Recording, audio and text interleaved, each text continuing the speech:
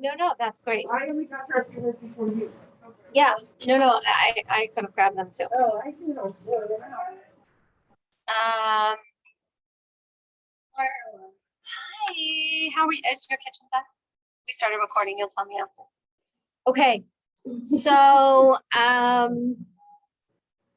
Parshas Vayishlach. There is a lot here. We're gonna look at highlights in 1 second. Julie gets, Julie, thank you.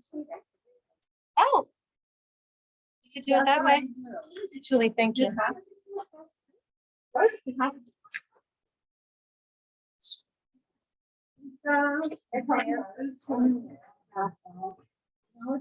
Sorry, Julie.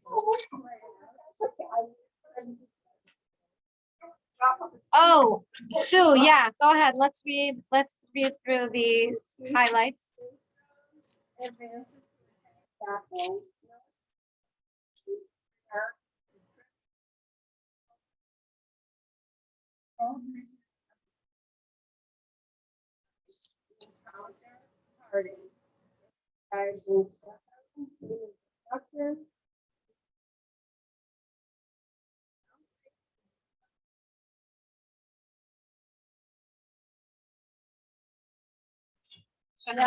Shochan.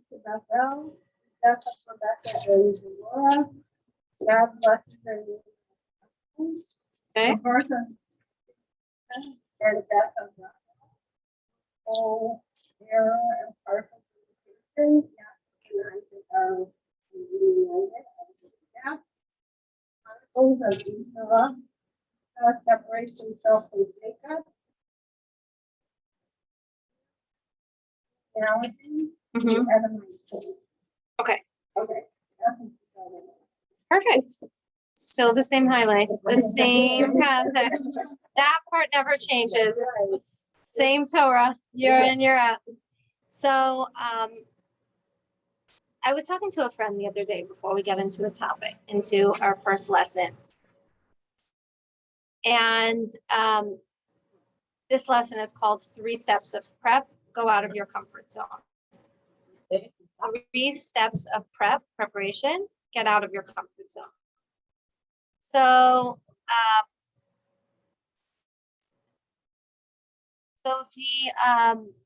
was speaking to a friend the other day, and this is a parent of a large family, and they had kind of, they felt like almost like they had mastered the art of parenting. No problem, that's fine. As long as there was nothing that. I don't know. We're going to be at the beginning of the Parsha, page 171. So they had really kind of like mastered the art of parenting. So they believed, meaning they were parenting, which is never an easy journey, but they had parented their many children and parented them differently. And everybody seems to be like relatively healthy, wholesome human beings that they had raised. And then one child kind of veered in a different direction and entered into the throes of addiction. And this parent described how everything that they had known to work as a parent no longer was a possibility. They had to totally really relearn how to operate as a parent, how to interact with this child. And they did. They relearned it. Okay.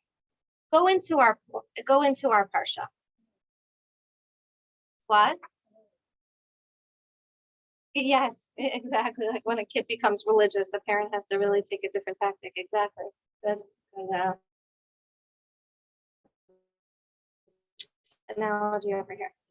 So I'd like for someone to read page 171, chapter 32, verses 4 through 11, 4 through 10. Let's try that. Who's reading for us? Somebody, anybody? Adrian? If I don't start then Jacob sent angels ahead of him, Esau, his brother, in the land of Seir, field of Edom. charged them, saying, "Thus shall you say to my Lord, to Esau, so said your servant Jacob, I have sojourned with Laban, lingered until now. I have acquired oxen and donkeys, flocks, servants, and maidservants, sending to tell my Lord. Angels returned to Jacob, saying, came to your brother to Esau. Moreover, he is heading toward you, and 400 men are with him." Uh-oh. Okay, It's not a good sign. no. 11, Yes, please. Jacob became very frightened and it distressed him. So he divided the people with him, flocks, cattle, and camels into 2 camps. For he said, if Esau comes to the one camp and strikes it down, the remaining camp shall survive. Then Jacob said, God of my father Abraham, God of my father Isaac, Hashem, who said to me, turn to your land and to your relatives, and I will do good with you. Great. One more, 11. I have been diminished by all the Actually, you know what? We don't need that one for now. Let's get some questions. Where are we? Like, what's going on here?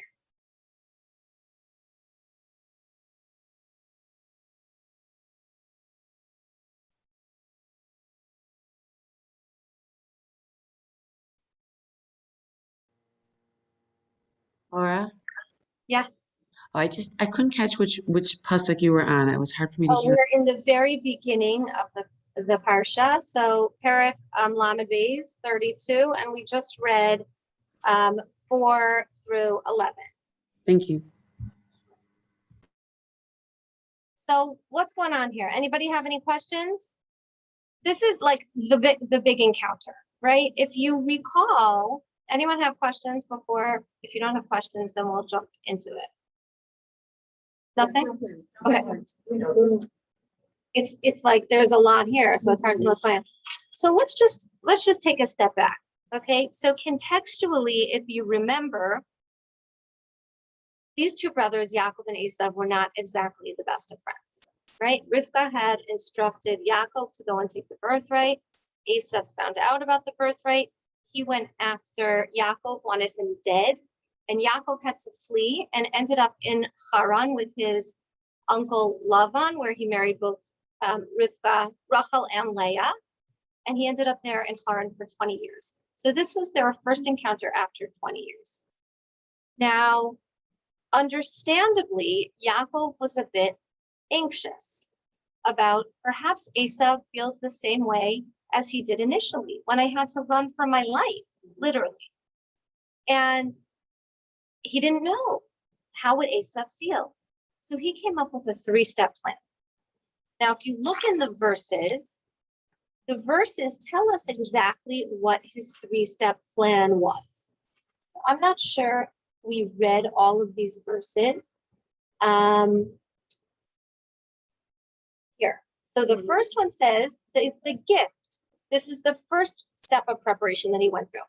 He divided the people, the flocks, the camels, and then he said there was something else where it says, so the gift passed on before him. That was later. I don't remember exactly what verse it was. I wrote it down, but I didn't write down that verse. And here it tells, so the first step was preparing a gift for Esav. Perhaps he would be able to appease him with the gifts that he would bring him. The second step is prayer. For he said, God of my father Abraham and God of my father Yitzchak, Hashem who said to me, return to your land. So he was calling out to God. He was talking to God. He was trying to prepare for this encounter through prayer. And the third step of preparation was war. And that we see right here in the verses where it says, so he divided the people with him. And he said, if Esav comes to the one camp and strikes it down, then the remaining camp at least will survive. So he was preparing for that eventuality as well. So he had 3 steps. Mm-hmm. He had gift, he had war, and he had prayer. Now, this is all quite strange. Why?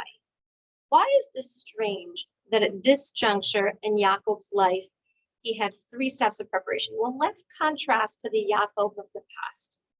Because remember how he had handled it in the past? What did he do when Esav was after him?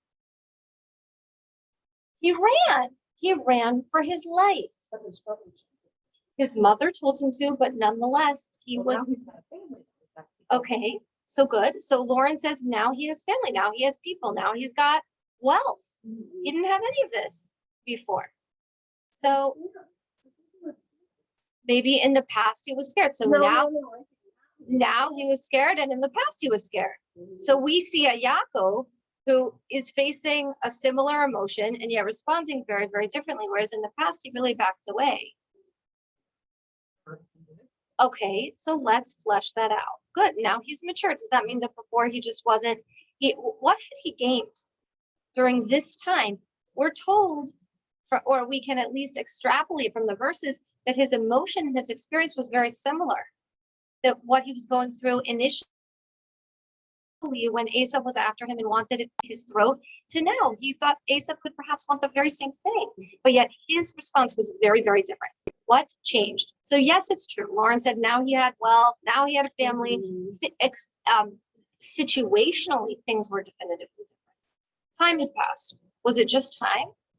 Was it just time, maturity? Like perhaps, I mean, if people do go through life and experience the same kinds of situations over and over and over again and tend to fall into the same responses over and over again. So perhaps this was Yaakov's way. We could have said, maybe it's Yaakov's way to run, just like he ran in the past, but we see something different. Yeah, He also prayed. okay. And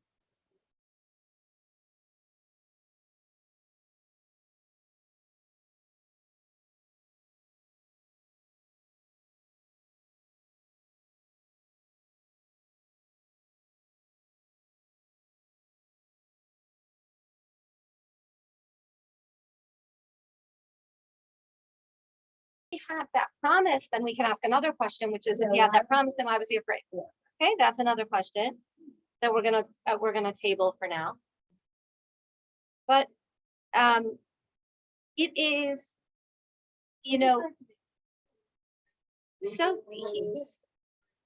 he's trying. I mean, he has different options. He doesn't know. He's kind of like gauging his response based on what Esau's response is going to be, and he anticipates, which is actually accurate, that Esau was still angry. But at this point, again, the question is, why didn't he just cut loose and disappear like he did the last time? Like that was his. certainly not easy having an adult with Okay, good. So now he has responsibility. Maybe it's just his responsibility that has now stuck him into a different life situation, and life situation now requires something different of him. Okay, I personally, and I think I'm not alone, have had many life situations that might require me to act differently, and I don't necessarily act that way. Meaning, like there are patterns that we are that we enter into, that we hold, that are very difficult patterns to break.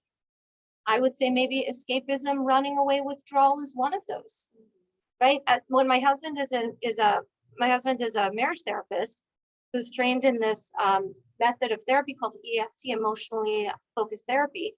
In a couple, there's always a dance. There is always a pursuer and a withdrawer. Now, in different circumstances, the pursuer and withdrawer change positions. But there's always one who is predominantly the pursuer and the other is predominantly the withdrawer. So that like withdrawing tendency is something that people do have a tendency to carry with them. But here we're seeing something very different from Yaakov. We're seeing Yaakov who perhaps had a tendency towards one direction and really veered away from that. So what happened? Yeah, Adrian. What would you assume? I think the source of the conflict was the birthright and relationship. That is no longer in question. I mean, they're not vying for Isaac's love or attention or whatever it is that's going to come from him. And he has built this and that. Has built a new life, and so why would he think the same level of emotion? So what does the birthright mean at this point? He's not engaging it in any way. Okay, so maybe so you're saying maybe he's not that worried about Asa still holding on to this. Well, intellectually, he would assume that. Emotionally, obviously, Okay. there's something. Okay, interesting. So perhaps you're onto something. So perhaps we can say that maybe he believes that Esav has changed, and maybe he thinks that even Esav may not have changed. That's what we seem to see from the verses. He was frightened. He didn't know what Esav was holding on to. Maybe he believes still that Esav is still harboring the same kind of resentment as he had in the past. And maybe he hadn't changed. But during this 20-year period, Yaakov certainly had changed. And that's what I want to talk about a little bit. So we know that Yaakov didn't have it easy when he went to Haran, right? When Yaakov went to his uncle Lavan and he, met the love of his life, Rachel, and here she was, like, promised to him. We all know how the ending of that story, right? And so he ended up, yes, marrying Rachel and her sister Leah. And during the time that he was there, Lavan was not an easy character, and he showed his true colors pretty soon. After working for him for a number of years, he threw him under the bus, and it wasn't easy to be there. But during the time that he was there, he had discovered these deeper parts of himself and a new set of resources that would allow him to confront Esav in a very different way. So, if you think about it, Yaakov's character development can really be seen by the way he chose to approach Esav at this juncture. If you think about the different ways that he prepared for that encounter, again, we said war, prayer, and with gifts. They're all very, very different tactics. They're very different. It wasn't like he had this myopic vision of what he's going to do when he meets Esav, right? Like, Yaakov had really dug deep, and he had carved a path in himself that had allowed him to look at the situation and see what the situation addressed, see what the situation, called for, and he was prepared to address it in more than one way.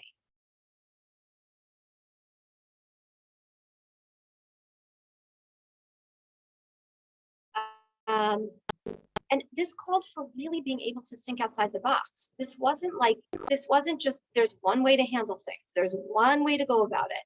And this was really remarkable character development for somebody who had faced this impending threat, this possible impending doom with Esav initially, and then he looked it in the face and ran away. Well, he could have very easily responded in a similar way now. Generally, when people are facing challenges from within or without, generally people respond in the way they respond. What do I mean by this? Generally, if a person is, whatever the challenge, a difficulty with someone's teacher, a child's teacher, or someone's spouse, or a friend, or an employee, or an employer, or whatever it is, often the emotional person will respond either with flattery or anger. A negotiator will try to talk their way through it. A trickster, like somebody who's sly, will kind of try to manipulate their way out of it, right? We all know those people, the manipulators, right? Typically, and we can almost predict the way that a person will navigate a challenge because it's predictable. They do it. This is the way they get through it time and again. And this is not what Yaakov did. Yaakov had gone through a shift internally where he was no longer stuck in this kind of myopic paradigm. He was now capable of aligning himself with his soul, having an awareness that his soul has an unlimited capacity. And though he himself may feel stuck in the rigidity of his own responses, he was now able to align himself with his soul unlimited capacity and say, no, I don't have to be stuck here. There are different ways that I can approach this situation. And I don't know exactly what's going to be right. So I'm really going to think out of the box. I'm not going to be, I won't be stuck to this myopic and limited way of response. And I think that's really huge because maybe he'd done enough work to say, you know, when life gives me a challenge, I can now step out of my comfort zone. Like so many people almost are offered opportunities and say, no, not my strength. Can't do it. This is not who I am. This is not the way I'm going to approach life. This is not what I'm capable of. This is not where my strengths lie. There's a push in society for us to know our personality types. A few years ago, it was like a much stronger, right? Like it was much, much, much stronger. Everybody knew their personality type. Everybody knew their Myers-Briggs, right? Does everyone know their Myers-Briggs? You probably all know it. What? You don't know? Okay, so look it up online after. It's a way of understanding your personality. Everyone knew their Enneagram numbers. What? Yes, a lot of employers use it. Yeah, What's it called? Myers-Briggs. Yeah, I dated a guy once who like, oh, it was so much worse than that. He was like, every question he was asking me was basically from the test. Like he was trying to figure out, and he didn't know just how acquainted I was with it. So I literally was like just playing with him. It was so annoying. It was, and I was like, but I remember thinking and feeling even at that time, he was so into this personality typology that he had in his mind created that the person he would marry would be within this would be this type, and he would only go in the direction of that person. And I looked at him and he was asking me all these questions and he didn't know that I was aware of the thing. And I was like, yeah, I'm really not a person that fits into any particular box. You can't really put me into a box. You know, it doesn't work. I like downtime on my own, and I really like people, and like they both kind of give me energy in different ways. And he's like you're not supposed to say that. Like it's supposed to fit into my paradigm, you know, like this is, and I remember exactly, if you want to figure it out, like you should have, you know, if that should have been your biggest question that you ask, like whoever set us up is like, what's her, anyway, whatever, didn't work. This wasn't Josh. So right, so the idea here is that you know, though there's this push to kind of have self-understanding and self-awareness and know who we are and what we're about, Yaakov during this time met with various challenges and opportunities. The challenges turned into opportunities and responded to them in very different ways. Not with a myopic response based on his personality, but with expansiveness, knowing that he could grow as an individual, he could be flexible, he could be fluid, he could learn new things, he could undertake new challenges and undertake new opportunities. And that's why at this juncture, even though the emotion that he was experiencing was very similar to what he had experienced in the past, he wasn't limited to that same response. And he wasn't even limited to only one response. Someone could have been courageous and brave and looked Esav in the eye and said, I'm coming at you also at, you know, prepared to fight. Okay, that would have been one response. And perhaps a different response is the one before. And that's, you all kind of said it. Well, he's older, he has more responsibilities, he's a family, he's a wealth now. Like he's acquired a lot of different things. 20 years have passed. Come on, he's going to be different. But he's different not just in maturing based on the years, he's different based on a choice that he made, which is I can look at different situations and respond to them differently because I am committed to living life outside of my comfort zone. One of my favorite lines that Lord Flatnick always says on these momentum trips is she said, life begins when you step out of your comfort zone. And that's like, we've all been offered different opportunities that if we're really honest with ourselves, those opportunities are what give us, a new lease on life or new kind of like sense of ability that we never knew we had. And life is like that. But that's really, that's I think what Yaakov, what this response is, what Yaakov's response is here. I'm going to think out of the box. I'm going to be fluid, and I'm committed to stepping out of my comfort zone. And that is how he, no, but he was prepared to try all these different things and all these different tactics. And I guarantee that they weren't all second nature to him. War certainly wasn't second nature to him. It was more second nature to him, right? But war, gifting, we don't know. But he was prepared to step out of his nature and entertain different possibilities because that's what life required.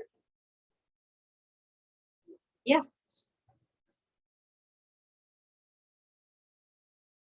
Who Esav is with?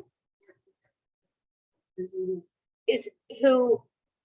Is So that based yeah, on- no. So that's a very good question. So Yaakov ran away for this 20-year period Right. to Haran to be with his uncle Lavan. And he was running from his brother Esav. So now he's after this 20-year period, he's going to re-meet Esav. So he's going to, but Lavan is not around at this point. So what's? I have sojourned. So he lived with Lavan. He's saying like, I've lived with Lavan during this time and I stayed there until now and now I'm leaving. So he had during this, what? Yes. Yeah, exactly. With Rachel and Leah, exactly. What does he have to do with the story? Yes, so basically the point, yeah, exactly, he was a total trickster. The point is, I think with Lavan is that we're talking, he was saying that during the time that I lived with Lavan, that's when I acquired all this wealth. So that's why he brought him up here. Yeah, good question. Yeah, right, he's away from him and he's saying like, during my time here, I did work, I worked really hard and I acquired a lot of wealth during that time. And he studied with. Shame and Aver, exactly. From one of our Wow. churches. And coming home and reading, Oh, it didn't mean as much then as it did now. oh, wow. It's That's very really special. very- I don't think it was a trip to David. I think it was we visited the Jacob study with Sean. That's really amazing. I've never been there. I don't even know where that is. That's unbelievable. Wow. Okay. They have gone with Torah. That is so nice. Well, all right. Any questions, comments before we go into lesson 2?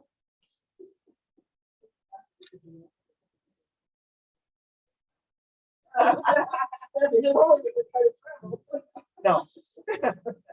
Different around, different around. Yesterday, Esther said that. I was like, Wow. Wow. Prayer is one. What's war?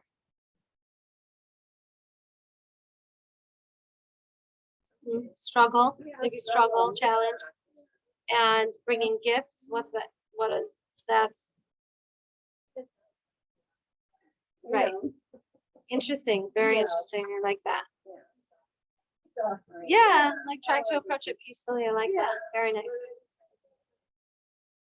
I guess maybe the internal struggle, like the struggle that one is battling with inside. Or that maybe, trying to make it up and maybe it's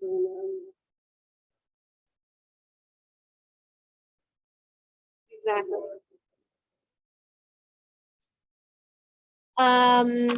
I like that. All right, so let's go into our second lesson. We've got 2 more to go. The second lesson I call take a break. Okay. Now I was speaking to a friend who described the following scenario. She was on the way to a conference and was in the car looking forward to this 6-hour road trip.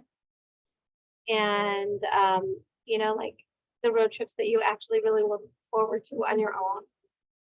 That like you turn on whatever music you want, whatever podcast you want.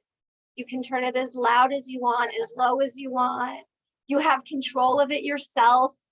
You know, like, do these days sound like you look, you know, like I can't even remember when I have control of my phone in the car. So, mommy, can we play this? Can we play that? Okay, you know, whatever it is. So she was really looking forward to this road trip.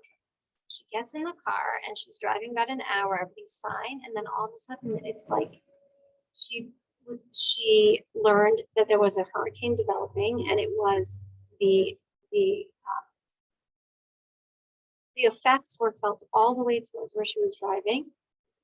And she said music, podcasts, she could hear nothing but the torrential rain hitting.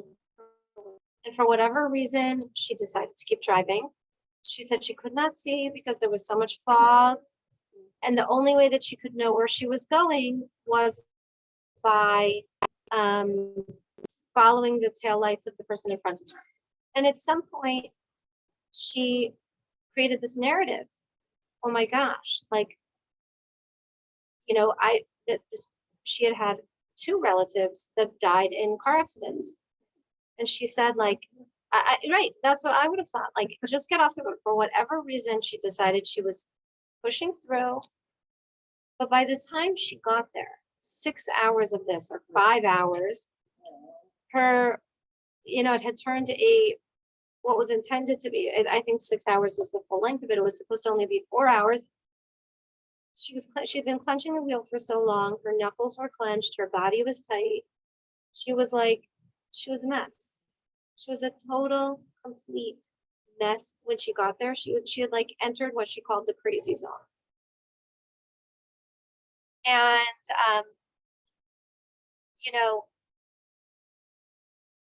when she got there and she was in crazy zone, her body had been in this like intense fight flight for 4 hours. And when she got there, nothing was right. You know, the seminar wasn't worth coming to in the first place. Nobody was making sense. Everybody was boring. Like nothing was worth it. And until her sympathetic nervous system could really calm down, this fight flight could calm down, everything was distorted. Like her cognition was totally off. Has anyone ever been here? Okay, so she's like thinking, she's in a room on the first floor, her cognition's off. She's paranoid about everything now. So she's thinking like, maybe like some crazy, we're on the ground level. So maybe some crazy person is gonna come through the door here, right? She's just like in this zone of like, everything is a panic. Everything is afraid. And she's afraid of everything and everything's going wrong. And for the whole first afternoon, it was like that. She could barely sleep that night. And she woke up the next day and she opened the window and she said, oh, it's so beautiful outside. The sun is coming in through the window. She felt like there was a ray of sunshine and that she could finally breathe in this like pristine mountain air. You know, she had driven to Colorado. She was taking in the beauty that she saw outside her hotel room. And she was like, when she was no longer hijacked by this emotional response, she could actually appreciate what was going on around her. And she became eager to participate and to learn from this conference. Where do we have a situation like that in our parsha? I think right here, we've almost read about it. So No, actually, we're gonna look at another incident and we'll see this playing out. Listen to this. Let's turn to page 175. We're going to explore this incident when Yaakov struggles with the angel. Okay, here we go. Yeah. That's so sweet. That is amazing. You should know he left it here. Maybe he wants that. And we should tell him that he left it. Yeah, that's amazing. Okay, so let's turn to page 175 and let's look at at verses 23 through 30. Actually, maybe even 33. It's such an important piece here. Who's reading? Should I just read it so Chava can hear? Okay, read loudly so Chava, you know where you're reading? 23 through 33. Go for it. Sue.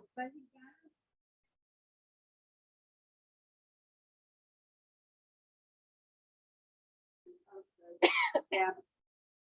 When he took them.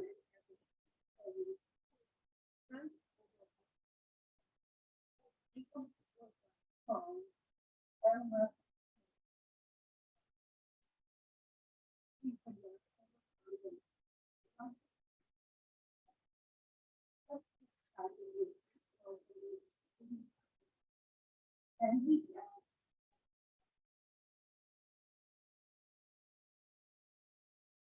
oh, yes. Yeah.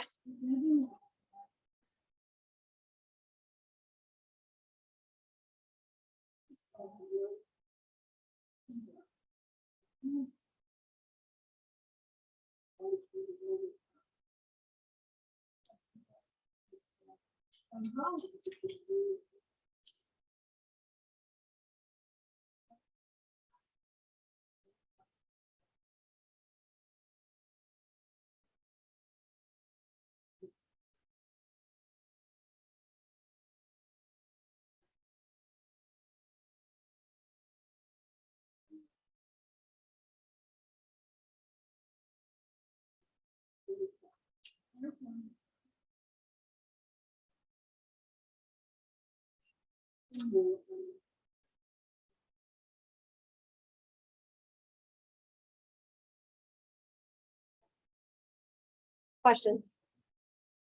What's going on here? He's wrestling with an angel. Now, this was obviously a very, very important interaction that happened here. This is when Jacob's name was changed from Jacob to Israel. So what are we known as? The people of Israel, or sometimes the house of Jacob, but we're called after this name, Israel. This is a very important encounter. This happened right before Yaakov was going to encounter Esau. Immediately before. If you look at the next verse in chapter 33, verse 1, that's the encounter. That's when he saw Esau coming with these 400 men. Now, think back to the last time that Yaakov had interacted with Esau. What kind of emotional space was Esau in at that time? Super angry. Could we think about Esau as gripping that steering wheel really tightly? He was super in crazy world. He was like, he wanted to rip his brother's like body apart limb by limb. He was so angry. He had like entered into this zone of complete craze. He was not functioning well cognitively. He was in this major fight or flight. He was super angry. And he was flooded. And in this state, when people are flooded, we all get there. We all get there. Yeah, I do. I want to hear what you wrote. Okay.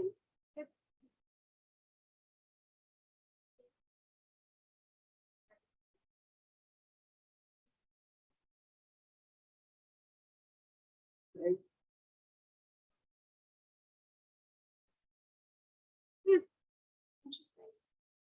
Very interesting. Yeah, Very that's why we on half of the time. Maybe.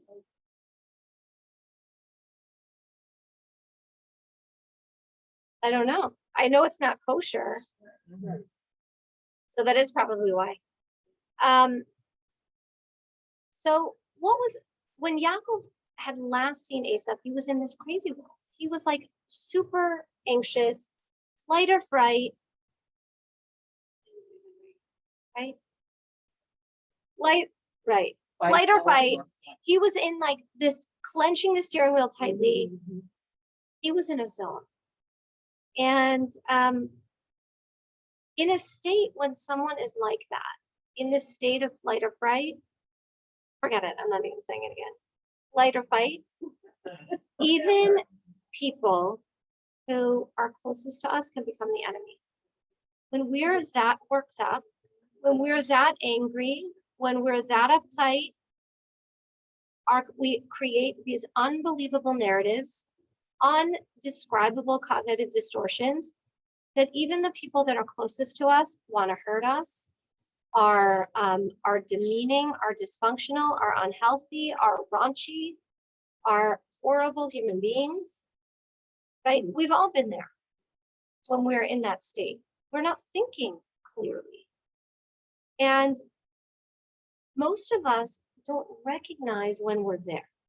Most of us don't recognize the narrative that we're creating, the cognitive distortions that we're spinning, the stories that we're telling, not just ourselves, but others, because that's generally what happens. You will never believe what my spouse did yesterday. You will never believe what my mother did. You will never, and we're in this zone and we create these distortions and we share them. That's Lashon Hara, okay, but that's another point.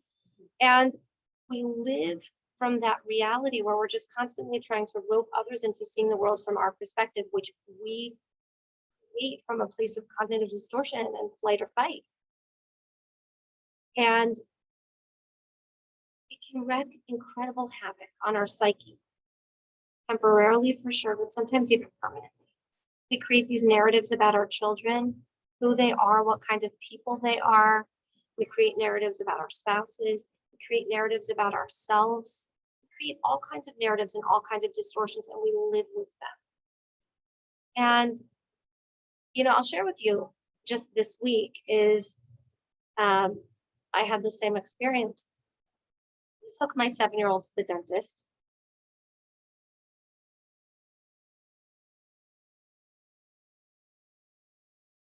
And we knew that she initially that it could be a baby pull, like a baby root canal. And they wouldn't really know until they started filling the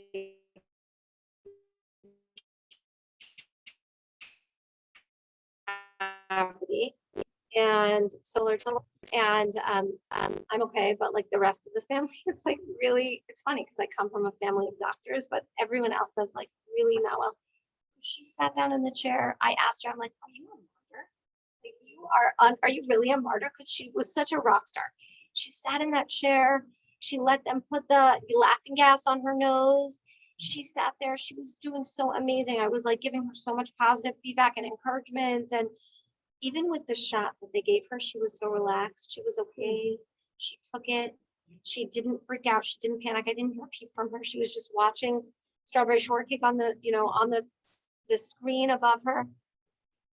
And then like about, I don't know, 10 minutes into the filling, the doctor said, it looks like I don't need a pulp few. And then she said, actually, a minute later when she was cleaning out a little more, nope, I do. And as Tamima, she was like flinching every time the dentist got close to the root. And I was like, we got to do something. So the dentist gave her more anesthetic, general. And by this point, she'd had double the amount they normally give to anyone. So she can't feel her mouth. Her mouth is all swollen. And then she was still flinching whenever the dentist came close to her root. And I said again, like, we can't like do this to her. She's flinching. And I said, okay, so is there any more anesthesia that we can give her? She said, next to like general, not really. but she took another piece of like Novocaine or whatever, and she put it on cotton ball and she stuck it next to the root itself, and she held it there for 5 or 10 minutes. And at that point, she tried again, and nope, she was still flinching. I said, like, is that typical? And she said, listen, I spend all day reassuring parents that their kids are really okay and they're not in pain. Your kid is in pain. So she looked at me and she said, well, there's 3 options. We can either go ahead with the root canal. I'm about 90% of the way done, but she'll be in pain. I said, no, that's not really an option. Number 2 is to just put a filling in, put a crown on the tooth and hope for the best. And it will 90% likely be just a temporary like fix. You will 90% be back in this chair to deal with this very same tooth. Or we can take out the tooth. And I said, which will be like most painless and most unpleasant, most pleasant. Bless you. Yeah, and that's just what she said. Like she said that one will be like a 30-second thing. I can get it out. You know, she has about another, she'll have about another 5 years before this tooth grows in. It seems like it's a hot tooth. I can pretty much guarantee you're going to be back in the chair to deal with the same tooth. But I, you know, whatever you want, we'll do whatever you want. She could, what? It was like the second to the back tooth. And I called my husband, and Baruch Hashem, I got him in between clients. We talked it out, and we decided to take out the tooth. It was not 30 seconds. This tooth did not want to come out. It was 10 minutes of poking and prodding and pulling and pushing, and she's writhing in pain, and she's kicking her legs, and I am holding her hands and crying and praying myself, like saying Tehillim under my breath. And like the first few minutes I was okay, but then she told me after, she said that was way worse than what it felt like. And we didn't know that at the time. But by the time that it was over, my body was so tense, I couldn't stand up. Like I couldn't stand up to pick her up, to hold her. I had to like, I mean, I did, but it was, my legs were shaking. I felt like my knees were going to pop. And it was that flight of, and I was like, in that mode, I was like, the dentist, she's such a, and she actually is a good dentist. And she just like, she apologized to me after. She said, I'm like the go-to dentist for this procedure. People come to, like, all the dentists in the practice send to me to do the extractions. This was highly unusual. I'm really sorry. And, but like the visceral response that my body had, I wasn't even aware. I mean, I like spent a lot of the next day in tears thinking about what my kid had been through. Like, that's why I'm thinking about Laura now when you told me about her stress, is I'm really like, I relate to that so much. There's no, like, you can't even breathe when you see your kid in pain like that. So the next day, you know, I'm thinking about this response, and I thought, okay, we got through it. I took her for ice cream. There's a new Rita's that opened that's kosher in Park Ridge. We went there. It was so much fun. She got whatever she wanted. And we had a great time, and I thought we were okay. The next day, my body like responded later past, even when I thought my psyche was through it. Like your body holds on to these things. It holds on to the visceral response. It holds on to the pain. It holds on to the anxiety. It holds on to the stress.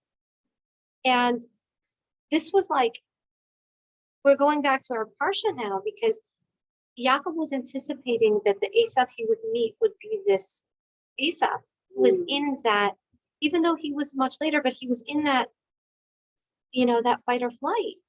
That's where he was, because that's the last time he had encountered him. He was in this response. And that's what Yaakov was anticipating. And that is a place that we all get to, into this place where our bodies are tight, our emotions are wound up, we are creating all kinds of cognitive distortions and all kinds of narratives. And when we are in this space, this is not the space to make decisions. This is a space we want to extricate ourselves from, so that we can get out and start to think rationally. So what I want to just think about is first to recognize, yeah, Lauren. Oh my gosh, I know. Thank you, Lauren. No, no, I'm fine. She's fine. She's fine. I don't know. I don't know. You know what? I really, I keep telling her to talk about it so she like really doesn't have residual trauma. Like they say that I'm super traumatized and but I've been talking about it. I will feel a lot better when that tooth grows in. That's the truth. She was sucking in. Yeah, it was awful. And Right. Yeah. Yeah. You're so tense. Yeah, I'm sure that's what was going on. Maybe that's why it didn't, help her that much. She was okay, and I really do keep encouraging her to talk about it so that she won't have residual trauma. I don't want her to like never want to get in the dentist chair again. But I don't know. I mean, it's like people keep saying it was worse for you, and I was like, nope, it's not about me. It was like really so hard for her. But I'm just more expressive of like what it was like for me as the mother to see something like that. So, but I can only imagine what it's like for her. Anyway, so the point is what I think we can learn from this situation is number one, to recognize when we're in a state of being emotionally flooded. Like I knew this woman knew she was in crazy world when she was driving. She knew she was like in crazy world. When she got to the conference, she didn't quite recognize that was why her experience of the conference was so distorted. But to try to pinpoint when we're there, to try to pinpoint when our body's response, there's a few ways we could recognize it's in our bodies. What way do we have in our bodies to recognize that we're flooded? What indication do we have in our bodies? Shallow breathing, muscle tension, heart racing, pain in our muscles, like our muscular tension, pain. We can also recognize it by our emotions. What emotions would we feel? Okay. Anger. Okay, Fear. we're there. Fear. We're there. What else? Feeling unsafe, feeling very overwhelmed. Some people have this all the time. They feel flooded. And when we're, and another thing is thoughts.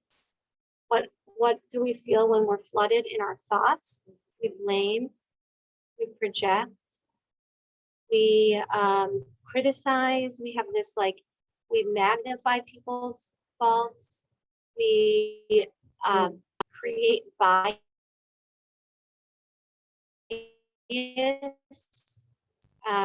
we are present, and we have to know that we're there.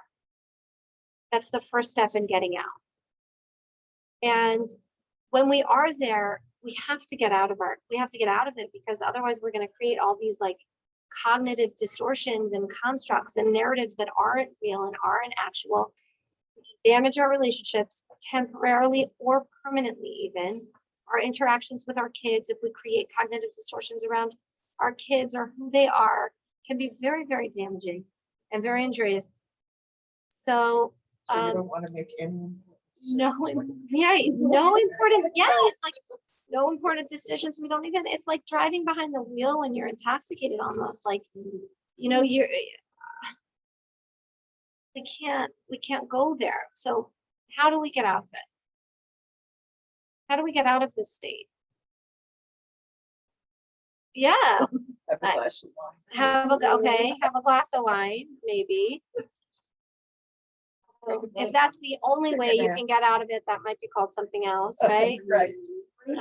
Breathing, deep breathing, right? Like, Exercise. exercising, good, going for a run, like, a long walk, whatever it might be.